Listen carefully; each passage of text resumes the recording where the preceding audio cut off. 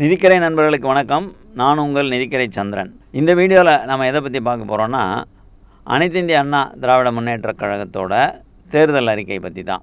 இந்த தேர்தல் அறிக்கையை பொறுத்தவரையில் நம்ம இன்னொரு விஷயத்தையும் கவனிக்க வேண்டியிருக்கு.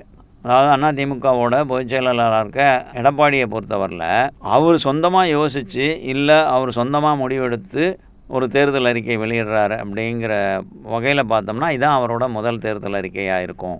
போன முறை 4 வருஷம் முதல்வராக இருந்தாலும் கூட அவர் அந்த தேர்தலில் வெற்றி பெற்ற போது ஜெயலலிதா முதல்வராக அந்த கட்சியோட பொதுச் செயலாளராக இருந்தாங்க. முதல்வராக ஆகி அப்புறம் உடல்நிலை காரணமாக அவங்க மரணம் அடைஞ்சதுனால தான் இவர் முதல்வர் ஆனார்னு உங்களுக்கு எல்லோரும் தெரியும். அது தவிர ஜெயலலிதா அந்த கட்சியோட பொதுச் செயலாளராக இருந்தபோது இந்த மாதிரி தேர்தல் அறிக்கை உள்ளிட்ட பல முக்கியமான விஷயங்களை அவரே தான் முடிவு பண்ணார். அதிலெல்லாம் எடப்பாடிக்கு எந்த அளவு பங்கு இருந்திருக்கும் அப்படிங்கிறதுக்கு வாய்ப்பே இல்லை. அதனால் எடப்பாடி சொந்தமாக யோசித்து அவரோட மூளையில் உதித்த விஷயங்கள் வச்சு வெளியாகிருக்கிற இந்த தேர்தல் அறிக்கை அவருக்கு எந்த அளவு வெற்றியை தேடி தரப்போகுது அப்படிங்கிறத நம்ம கவனிக்கணும். இப்போ நம்ம தேர்தல் அறிக்கையில் இருக்க அம்சங்களுக்கு போகலாம் வாங்க.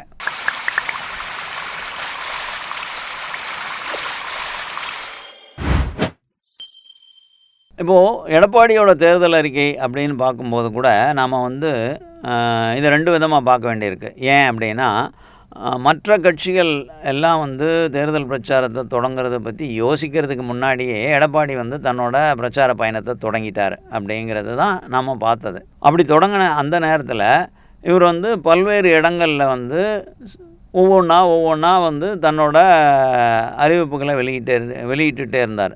முறையான ஒரு தேர்தல் அறிவிப்பு வர்றதுக்கு முன்னாடியே கூட. ஆனால் நம்ம பொருளாதார தாக்கம் உண்டாக்கக்கூடிய விஷயங்கள் அப்படின்னு பார்த்தா அந்த முன்னாடியே முறைப்படி தேர்தல் அறிக்கை வர்றதுக்கு முன்னாடியே வெளியான அறிவிப்புகள் இருக்கு இல்லையா, அந்த நேரத்தில் பண்ண அறிவிப்புகள் தான் மிகப்பெரிய தாக்கத்தை உண்டாக்கும் அப்படின்னு நமக்கு தோணுது. அது காரணம் இல்லாமல் இல்லை. ஏன்னா கிட்டத்தட்ட இவர் தேர்தல் பயணத்தை தொடங்கின நேரத்தில் எதிர்கட்சி தரப்பில் பார்த்தோம்னா பரவலான நம்பிக்கை திமுக கூட்டணி ரொம்ப ஸ்ட்ராங்காக இருக்குது, அதில் பிரச்சனை இல்லை, அதனால் அவங்களால ஈஸியாக ஜெயிச்சிட முடியும். அதனால் எதிர்த்தரப்பில் தாவேகா வேறு வர்றதுனால, அதாவது 4 முனை போட்டி அப்படின்னு பார்க்கும்போது ஓட்டு சிதறும்போது திமுகவுக்கு அது சாதகமாக இருக்கும். அதனால் திமுக ஜெயிக்கிறது எளிதாக இருக்கும் அப்படிங்கிற ஒரு பரவலான தோற்றமும் அப்படியான ஒரு பார்வையும் மீடியாக்கள்கிட்டையும் இருந்துச்சு. ஸோ இந்த மாதிரியான சூழ்நிலையில் தன்னோட தேர்தல் பிரச்சாரம் ஈடுபடணும் அப்படிங்கிறதுக்காக ஏதாவது ஒரு கிமிக் பண்ணணும் அப்படிங்கிற ஒரு கட்டாயமும் எடப்பாடிக்கு இருந்ததுனால தான் அந்த தேர்தல் பயணத்தும் போதே இந்த மாதிரியான அறிவிப்புகளை வெளியிட்டாருன்னு சொல்லலாம். அதில் அறிவிப்பாக அவர் சொன்னது என்ன அப்படின்னா, ஒவ்வொரு குடும்பத்துக்கும் 10,000 ரூபாய் வழங்கப்படும் அப்படின்னு சொன்னார். அதாவது இது ஒரு ஒன் டைம் பேமெண்ட் அப்படிங்கிற அர்த்தத்தில் தான் சொல்லியிருக்கார் அவர். அதுவும் எதுக்கு அப்படிங்கிறது அவர் ரொம்ப தெளிவாகவே சொன்னார். இந்த திமுக ஆட்சி வந்ததுக்கப்புறம் பல இடங்களில் வரி உயர்வு நடந்தது, மின்கட்டண உயர்வு நடந்தது. இப்படி பல விஷயங்கள்லேயும் மக்கள் அவங்க நடைமுறை வாழ்க்கையில் கூடுதலான செலவுகளை சந்திக்க வேண்டிய விஷயத்தினால ஒரு சவாலான நிலையில் இருக்காங்க. அதிலிருந்து ஒரு ரிலீஃப் அவங்களுக்கு கொடுக்க விரும்புகிறேன். அதனால் அதிமுக ஆட்சிக்கு வந்த உடனே நான் எல்லா குடும்பத்துக்கும் 10,000 ரூபா கொடுப்பேன் அப்படின்னு சொன்னார். குடும்பம் அப்படிங்கிறதுல அவர் எதை சொன்னார் அப்படின்னு பார்த்தீங்கன்னா, நம்ம இதுவரையும் உள்ள அனுபவத்தில் பார்க்குற போது அது ரேஷன் அட்டையை அடையாளமாக வச்சு தான் சொல்கிறாங்க. ஒரு ரேஷன் அட்டை இருந்தால் அது ஒரு குடும்பம் அப்படிங்கிற கணக்கீடு படி சொல்கிறாங்க அப்படின்னு எடுத்துக்கலாம்.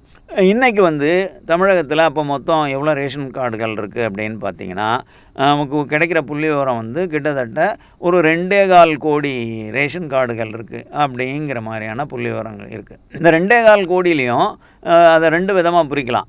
ஒன்று அந்தோதயா அன்ன யோஜனா அப்படிங்கிற ஸ்கீமு கீழே வர அட்டைகள். அதாவது என்ன அப்படின்னா, அவங்களுக்கு இலவச அரிசி கொடுக்குற ஸ்கீம் அப்படிங்கிற மாதிரியான விஷயம். இது மத்திய அரசு தரப்புலேருந்து.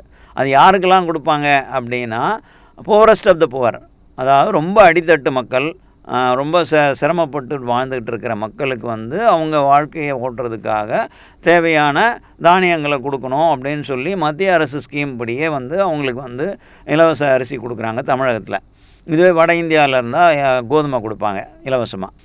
ஸோ இந்த அரிசி கிடைக்கிற ஆட்கள் வந்து poorest of the poor or priority sector or targeted PDS scheme அப்படின்னு சொல்லிட்டு பல பேர்களில் சொல்கிறாங்க. இதெல்லாம் மற்ற மாநிலங்களில்.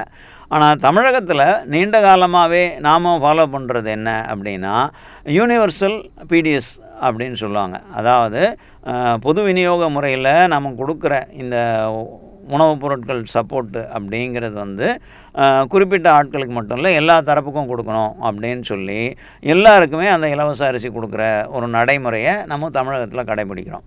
அதனால் நம்ம ஏற்கனவே சொன்ன மாதிரி அரிசி அட்டை அப்படிங்கிறதுல நமக்கு வந்து இங்கே பார்த்திங்கன்னா தமிழகத்தில் எல்லாருக்குமே வந்து இலவச அரிசி கிடைக்கும்.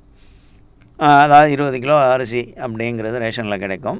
இது தவிர இப்போ நாம் சொன்ன அந்த அந்தோதய அன்ன யோஜனா ஸ்கீமில் கார்டு வச்சுருக்கவங்களுக்கு வந்து கூடுதலான சலுகைகள், மற்ற சில பொருட்கள் அப்படின்லாம் கிடைக்கும். இப்போது நம்ம இந்த 10,000 ரூபா கொடுக்கறது அப்படிங்கிறது அவர் எந்த விஷயத்தை கணக்கில் எடுத்துக்கிட்டாருன்னு தெளிவாக சொல்லலை. ஆனால் நாம் எப்படி புரிஞ்சிக்க வேண்டியிருக்குன்னா, யூனிவர்சல் பிடிஎஸ் ஸ்கீமில் கிட்டத்தட்ட 2.25 கோடி ரேஷன் அட்டை இருக்குங்கிற அவங்க எல்லாருக்கும் கொடுப்பேன் அப்படின்னு சொல்கிறாருன்ற மாதிரி தான் புரிஞ்சிக்க வேண்டியிருக்கு. அதுக்கு அடுத்தது அவர் சொன்ன இன்னொரு அறிவிப்பு வந்து உரிமை தொகை பற்றியது. அவர் உரிமை தொகைங்கிற வார்த்தையை யூஸ் பண்ணல. ஆனால் ஏற்கனவே திமுக வந்து அதை உரிமை தொகை அப்படிங்கிற பேரில் மாதம் 1000 ரூபா கொடுத்துக்கிட்டு இருக்கு இல்லையா, அந்த விஷயத்தை தான் இப்போ 1000 ரூபா கொடுக்குறத நான் வந்து 2000 ரூபா அப்படின்னு இன்க்ரீஸ் பண்ணி கொடுப்பேன் அப்படிங்கிறாரு. ஸோ அப்போது இன்றைக்கி 1000 ரூபா வாங்குகிற எல்லாருக்குமே அதிமுக ஆட்சிக்கு வந்தால் 2000 ரூபா கிடைக்கும் அப்படிங்கிற விஷயம் வந்து அவரோட இந்த 2வது வாக்குறுதியாக சொல்லப்பட்டது. அதுக்கு அடுத்தது ஆண்களுக்கும் இலவச பஸ் பயணம் அப்படிங்கிற ஒரு அறிவிப்பு. அதாவது நம்ம நகர பேருந்துகளில், டவுன் பஸ்ஸில் மட்டும்தான். திமுக ஆட்சிக்கு வந்த உடனே விடியல் பயணம் அப்படிங்கிற பேரில் இலவச பயணத்தை அனுமதித்தாங்க. அது வந்து ஒரு பெரிய அளவு வரவேற்பை பெற்று பெண்கள் மத்தியில் ஒரு நல்ல கவனத்துக்குரிய விஷயமாக மாறியிருக்கு. அதனால் பெருவாரி பெண்கள் வந்து திமுகவுக்கு ஆதரிக்க வாய்ப்பு இருக்குது அப்படின்னு சொல்லப்படுற விஷயங்களை நம்ம பார்க்குறோம். அதனாலே இன்னும் தெரியல, பெண்களுக்கு என்னென்ன ஆண்களுக்கும் கொடுக்குறேன் அப்படிங்கிற மாதிரியான ஒரு அறிவிப்பை வெளியிட்டிருக்காரு. இந்த அறிவிப்பு வந்து கிட்டத்தட்ட போட்டி அரசியல் அப்படிங்கிற ரீதியில் சொல்லப்பட்டது அப்படிங்கிறத எல்லாருமே அவர் அறிவிப்பு வெளியிட்ட உடனே சொன்னாங்க. அப்படி தான் நாமளும் பார்க்குறோம். தமிழகத்தை வந்து இத்தனை லட்சம் கோடி கடனுக்கு உள்ளாக்கி எல்லாரையும் கடன்காரன் ஆக்கிட்டாரு அப்படின்னு எல்லாம் விமர்சனம் பண்ணுறார். அதாவது கிட்டத்தட்ட இந்த தேர்தல் அறிக்கையோட கடைசி வரிகளை பார்த்திங்கன்னா ஒவ்வொரு குடிமகனையும் கிட்டத்தட்ட 1,00,000க்கும் அதிகமான தொகை கடனாளியாக வந்து இந்த விடிய அரசு மாற்றிடுச்சின்னு சொல்லி தான் அந்த தேர்தல் அறிக்கையை முடிக்கிறாரு. அப்படி இருக்கும்போது இவர் வரிசைப்படுத்துகிற இந்த விஷயங்களை எல்லாம் அமல்படுத்தினா அது எப்படி வந்து கடன் குறையும்? நான் சிறந்த நிர்வாகம் பண்ணுவேன் அப்படின்லாம் சொல்கிறாரு. ஆனால் ஏற்கனவே இருக்கிற எந்த விஷயத்தை நிறுத்திட்டு இவர் வந்து புதுசாக வந்து இந்த அறிவிப்புகள்லாம் செஞ்சு மேனேஜ் பண்ண முடியும் அப்படிங்கிற கேள்வியெல்லாம் எழாமல் இல்லை. அது தவிர 4 வருஷம் அவர் செஞ்ச ஆட்சியில் எப்படி ஆட்சி செஞ்சார் அப்படின்லாம் நம்ம வந்து பார்த்துட்டு தான் இருந்தோம். அப்போது எந்த அளவில் சிறந்த நிதி நிர்வாகம் பண்ணார் அப்படிங்கிறத பற்றிய விளக்கங்கள் வந்து நிதி நிபுணர்கள் சொன்னால் நல்லாயிருக்கும் அப்படின்னு நான் நினைக்கிறேன். அப்படி யாரும் வந்து எடப்பாடிக்கு வந்து சிறந்த நிதி நிர்வாகி அப்படின்னோ இல்லை பொருளாதார புரிதல் உள்ளவர் அப்படின்னோ ஒரு சர்டிஃபிகேட் கொடுத்ததா எனக்கு தெரியல. அப்படி சர்டிஃபிகேட் கொடுத்ததா தெரியல நம்ம சொல்கிறதுனால அர்த்தம் என்ன அப்படின்னா, நாம் வந்து இந்த விஷயத்தை வந்து ஒரு போட்டி அரசியலுக்காக எடப்பாடி அப்படி சொன்னாருன்னு பார்க்குறது ஒன்று தான். ஆனால் இந்த இன்றைக்கி சூழ்நிலையில் அப்படி நம்ம செய்கிறத வந்து எல்லா கட்சிகளும் செய்யும்போது அது தவிர்க்க முடியாது. இதில் வந்து இலவசம் அறிவிக்க மாட்டோம், இலவசம் கொடுக்க மாட்டோம்னு சொல்கிற ஒரு துணிச்சல் உள்ள ஒரே கட்சி நாம் தமிழர் கட்சி அப்படிங்கிறது தான் இன்றைக்கி இருக்கிற யதார்த்தம். அதையும் நம்ம ஒத்துக்கிட்டு தான் ஆகணும். இப்போது இந்த இலவச பஸ் பயணம் ஆண்களுக்குன்னு சொன்னதோடு அவர் நிற்கலை. அதுக்கு அடுத்தது வந்து இலவச வீடு அப்படின்னு ஒன்று சொல்கிறாரு. அம்மா பேரில், அம்மா இல்லம் அப்படிங்கிற பேரில், அதாவது சொந்த வீடோ சொந்த மனையோ இல்லாத எல்லா குடும்பத்துக்கும் அவர் வந்து ஒரு வீடு கட்டி தருவோம் அப்படின்னு சொல்கிறாரு. இது வந்து கிராமப்புறங்களில். இதுவே நகர்ப்புறங்களில் அப்படின்னா அவங்களுக்கு வந்து ஒரு அடுக்குமாடி குடியிருப்பு கட்டி தருவோம் அப்படிங்கிறாரு. இது எல்லாமே அரசு பணத்தில் அவங்களுக்கு கொடுக்க போகிறது வந்து இலவச வீடு அப்படிங்கிறதையும் கவனிக்கணும். அதை தாண்டி இந்த ஸ்கீம்லேயே ஒரு பட்டியல் இனத்தை சேர்ந்த ஆட்களாக இருந்தாங்கன்னா அதில் வந்து ஒரு வீட்டில் குடியிருக்காங்க அப்படின்னா அதில் மகனோ மகளோ திருமணமாகி அவங்க தனி குடித்தனம் போனாங்கன்னா அவங்களுக்கு ப்ரியாரிட்டி ஸ்கீமில் ஃபஸ்ட்டு அவங்களுக்கு வீடு கொடுப்போம் அப்படிங்கிற மாதிரியான ஒரு அறிவிப்பும் வெளியிட்டிருக்காரு.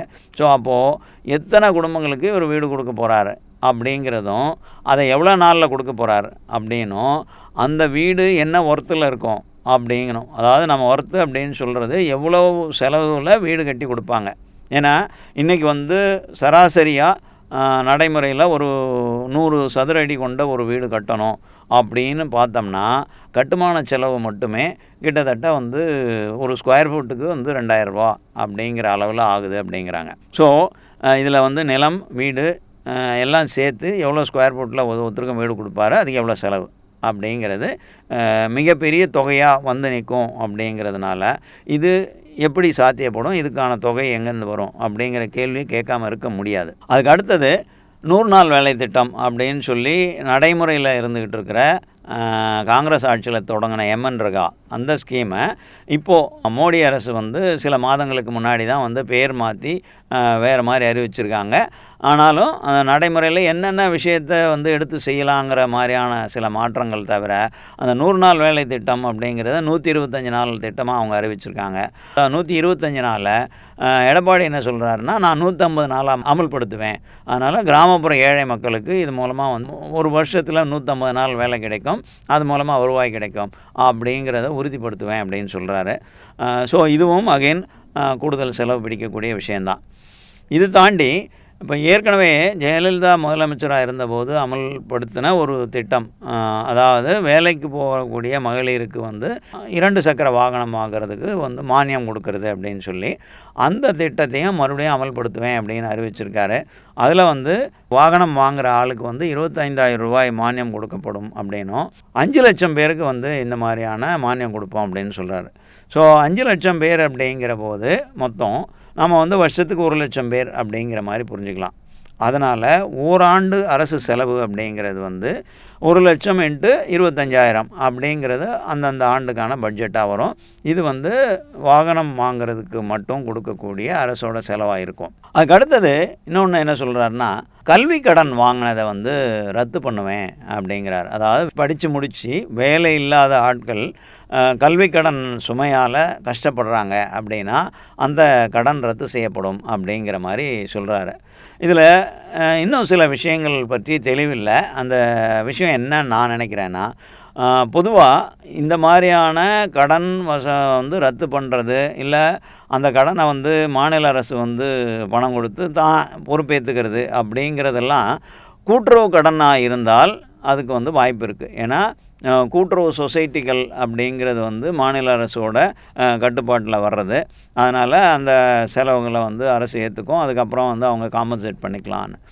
ஆனால் இன்றைக்கி கல்லூரியில் படித்து டிகிரி வாங்கின பலரும் கல்வி கடன் வாங்கி படிச்சிருக்காங்க அப்படின்னா அதெல்லாம் பெரும்பாலும் வங்கிகளில் வாங்கப்பட்ட கடன் தான். வங்கிகளில் வாங்கப்பட்ட கடனுக்கு அரசு வந்து பொறுப்பேற்றுக்கணும், அப்ஃப்ரண்ட் பே பண்ணணும் அப்படின்னு சொல்லி கேட்பாங்களா அப்படிங்கிறதும் இல்லை, அதுக்கு எந்த மாதிரியான மோடாலிட்டி வந்து எடப்பாடி கையில் வச்சுருக்காரு, எப்படி அமல்படுத்த போகிறாரு அப்படிங்கிறது பற்றிய விஷயங்கள் தெளிவாகலை. அதை பற்றிய தெளிவும் வந்து இந்த ஒரு பர்டிகுலர் விஷயத்தை பற்றி தேவைப்படுது. அதுக்கு அடுத்தது சமையல் எரிவாயு சிலிண்டர் வந்து வருஷத்துக்கு 3 சிலிண்டர் ஒவ்வொரு குடும்பத்துக்கும் இலவசமாக கொடுப்போம் அப்படிங்கிற மாதிரி சொல்லியிருக்காரு. அந்த விஷயத்தில் இவர் வந்து ரொம்ப ஸ்பெசிஃபிக்காக வந்து எல்லா ரேஷன் கார்டுக்கும் இல்லை அப்படின்றத புரிஞ்சிக்கிற மாதிரி நம்ம ஏற்கனவே சொன்ன மாதிரி அந்த அன்ன யோஜனா ஸ்கீமில் வரக்கூடிய ரேஷன் கார்டுகள் வச்சுருக்க ஆட்களுக்கு மட்டும்னு சொல்லியிருக்காரு.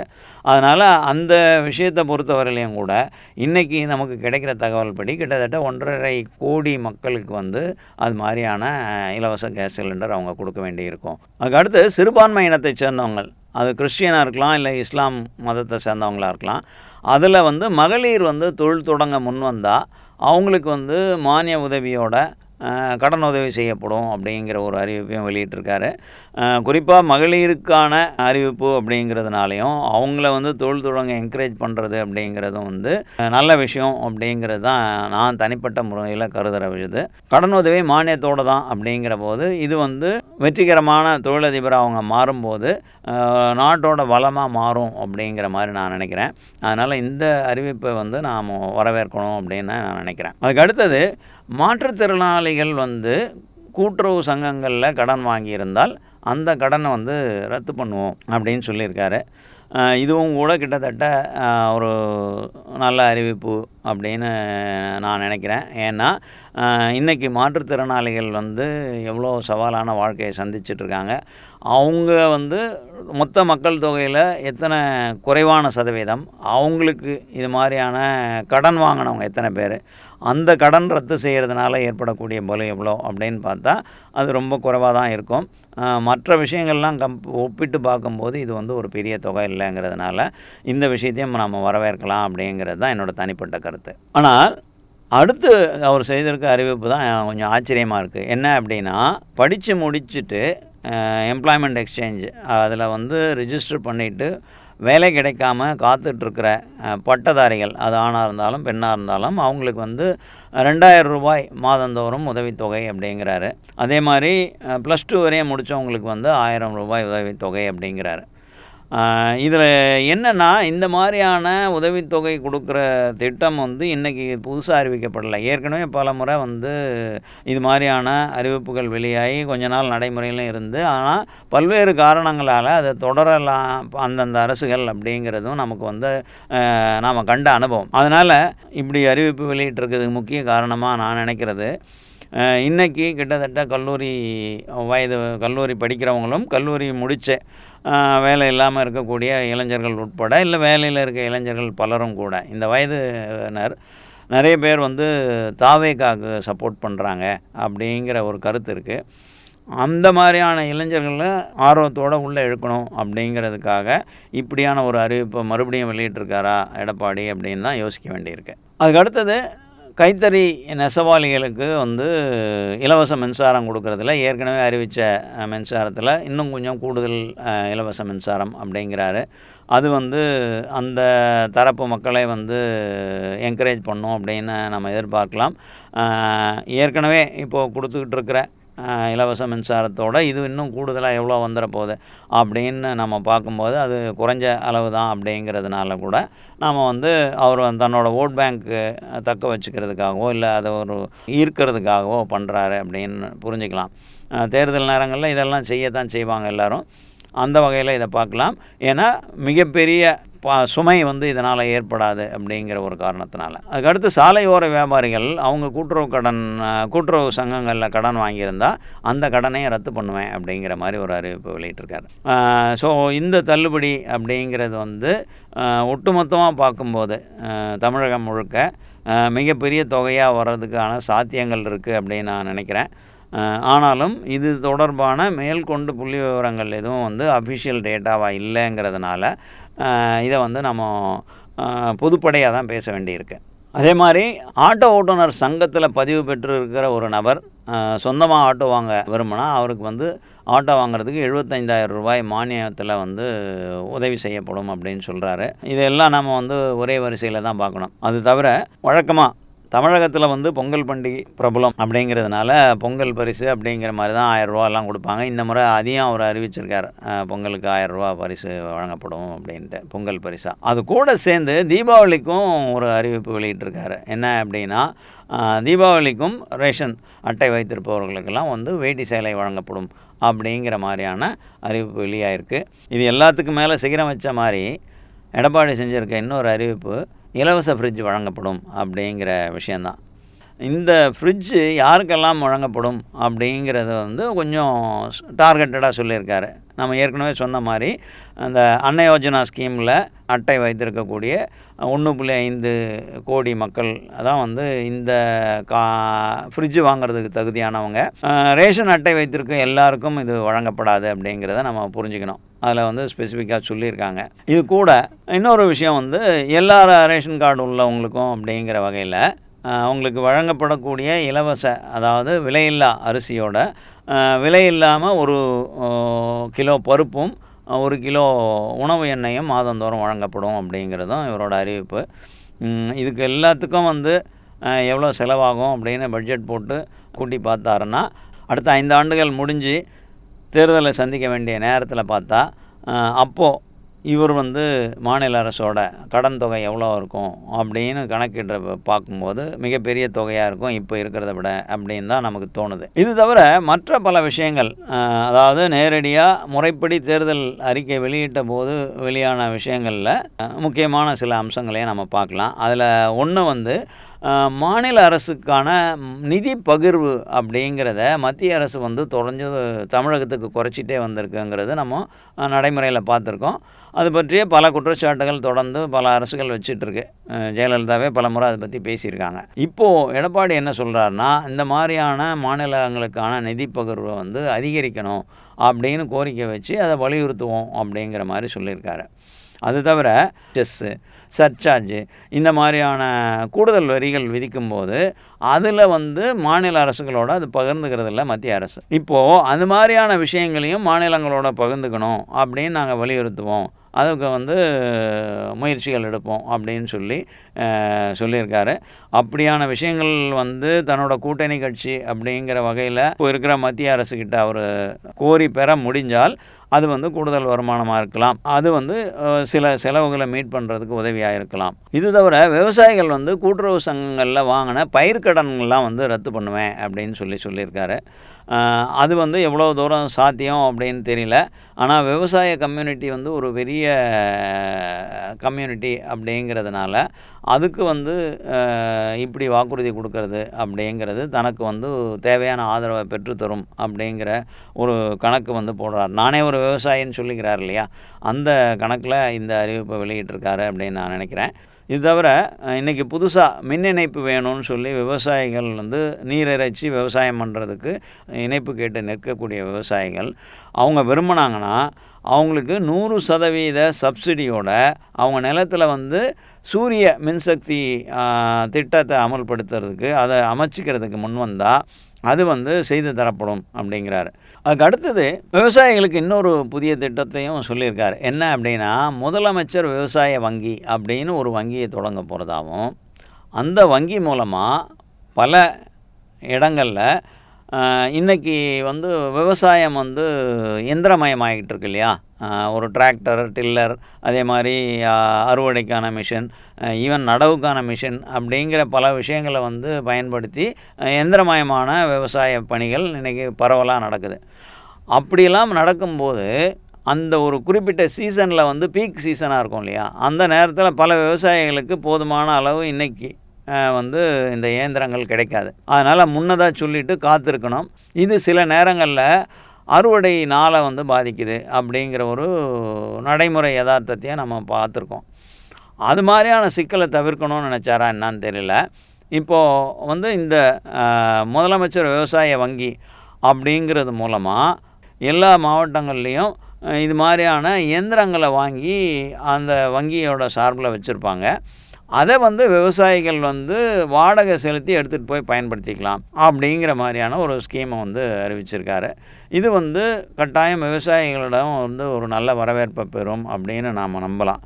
ஏன்னா இன்றைக்கி வந்து போதுமான ஆட்கள் வந்து விவசாய பணிகளுக்கு கிடைக்கிறதுல இருக்கிற சிரமமும் கூட நம்ம வந்து எந்திரமயமாக மாறுறதுக்கான காரணம். ரெண்டாவது, எந்திரமயமாக மாறும்போது நமக்கு வந்து அது இன்றைக்கி சிக்கனமான விஷயமாகவும் மாறி இருக்குது அப்படிங்கிறது தான் வந்து நடைமுறை யதார்த்தமாக இருக்குது. ஜெயலலிதா அறிவிச்சிருந்த இன்னொரு ஸ்கீம் இலவச கால்நடை வழங்குகிற திட்டம். ஒரு 2 லட்சம் பேருக்கு இவர் வந்து இலவச கால்நடை வந்து வழங்க போகிறேன், அதாவது இலவச ஆடு, இலவச கோழி அப்படின்னு சொல்கிறோம் இல்லையா, அந்த மாதிரி கொடுத்து அதை வந்து பயன்படுத்தி கிராமப்புற மக்கள் அவங்களோட பொருளாதார வலிமையை மேம்படுத்திக்கலாம் அப்படிங்கிற திட்டத்தை மீண்டும் அமல்படுத்த போகிறேன் நான் ஆட்சிக்கு வந்தால் அப்படின்னு சொல்லியிருக்காரு. இதுவும் வந்து கிராமப்புற மக்கள்கிட்ட ஒரு வரவேற்பை பெறும்னு நான் நினைக்கிறேன். இது தாண்டி கல்வித்துறைக்கு வந்தோம்னா அங்கே ஒரு அறிவிப்பு வெளியிட்டிருக்காரு. இன்றைக்கி பள்ளிகளில் இருக்கிற காலி பணியிடங்கள் அனைத்தையும் வந்து நான் ஆட்சிக்கு வந்தால் நிரப்புவேன் அப்படிங்கிற மாதிரி சொல்லியிருக்காரு. ஆனால் இன்றைக்கும் கூட இவர் வந்து வேக்கன்சிலாம் ஃபில் பண்ணுவேன்னு சொல்கிறாரு. அந்த வேக்கன்சியெல்லாம் தொகுப்பூதிய அடிப்படையில் ஃபில் பண்ணுவாரா, இல்லை முறையான சம்பளம் கொடுத்து அதுபடி ஃபில் பண்ணுவாரா அப்படிங்கிறது வந்து தெரியல.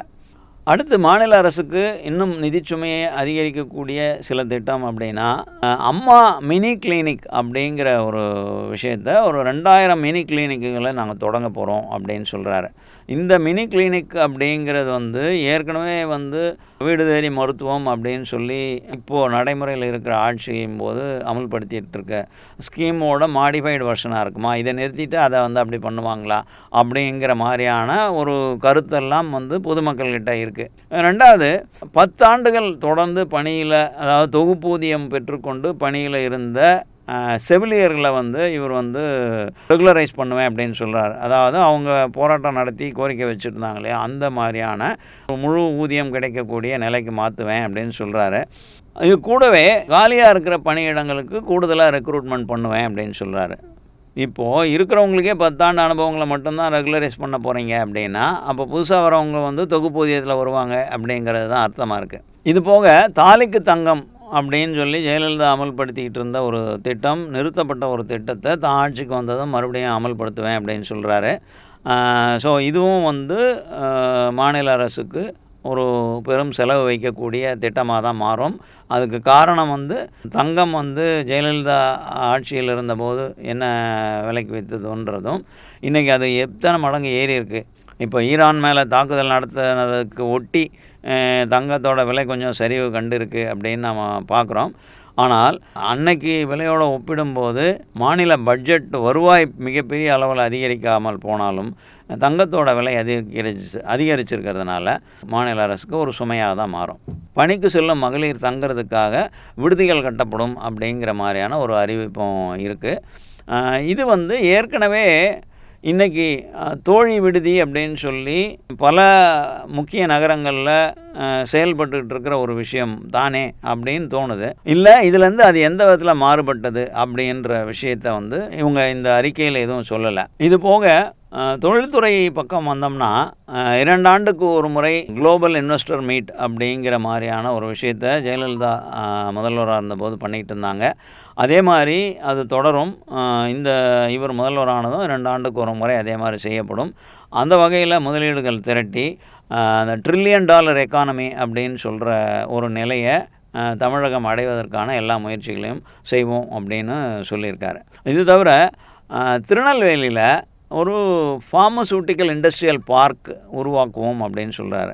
நீர், நிலம் மற்றும் காற்று மாசு உருவாக்காத அளவு, அதுக்கு போதுமான அளவு சுத்திகரிப்பு நிலையங்களும் மற்ற பாதுகாப்பு நடவடிக்கைகளையும் எடுத்து இந்த பார்க்கை கொண்டு வந்தாருன்னா அது வந்து மக்களால் ஏற்றுக்கொள்ளப்படும். இல்லைன்னா இந்த மாதிரியான ஒரு முயற்சிக்கு எதிரான கருத்துக்கள் உருவாகி இதுக்கு எதிர்ப்பு கிளம்பவும் வாய்ப்பு இருக்குது அப்படின்னு நமக்கு தோணுது. கோவையில் வந்து ஒரு கிரிக்கெட் சர்வதேச போட்டிகள் நடத்தக்கூடிய கிரிக்கெட் மைதானம் உருவாக்குவோம் அப்படின்னு சொல்லியிருக்காரு.